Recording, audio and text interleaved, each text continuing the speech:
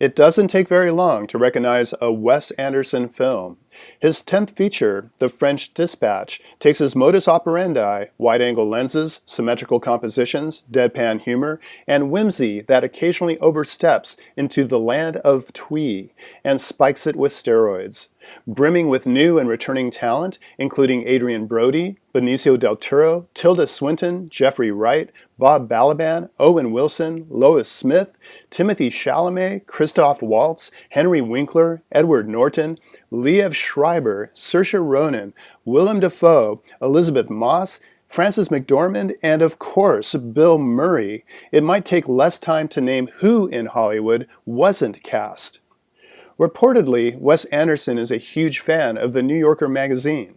The French Dispatch is his homage to journalism and his first omnibus film, featuring 4 stories taken from the eponymous and fictitious publication that resembles the New Yorker in layout and artwork.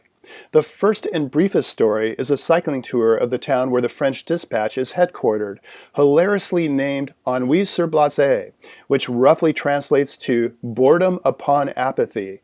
The second involves the discovery and exploitation of an incarcerated mentally disturbed painter who shares a tenuous relationship with his prison guard muse.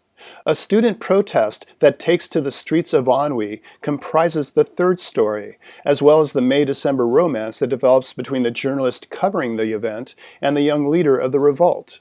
The final story chronicles the inadvertent involvement of the French Dispatch's food journalist in a kidnapping plot.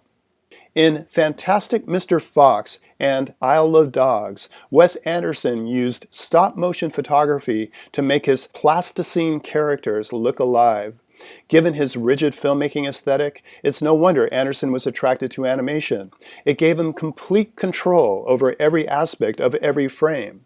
His live-action features are almost as impeccably engineered and artificial.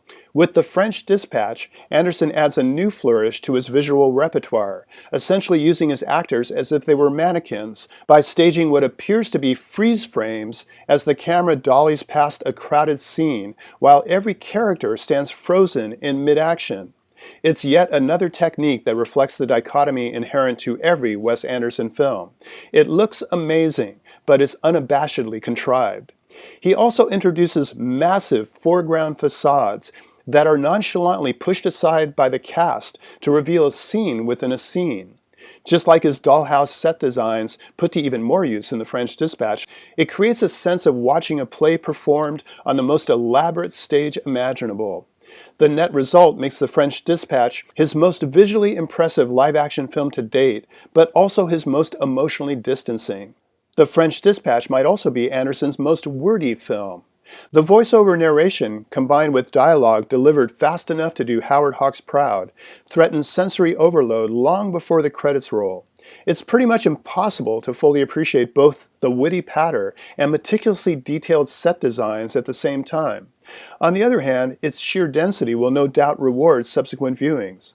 At the end of the day, The French Dispatch is arguably Wes Anderson's most ambitious film, definitely his most frenetic, and possibly the most alienating to all but the most devoted Wes Anderson fans. For KSKD's Film Gang, this is Paul Koneski.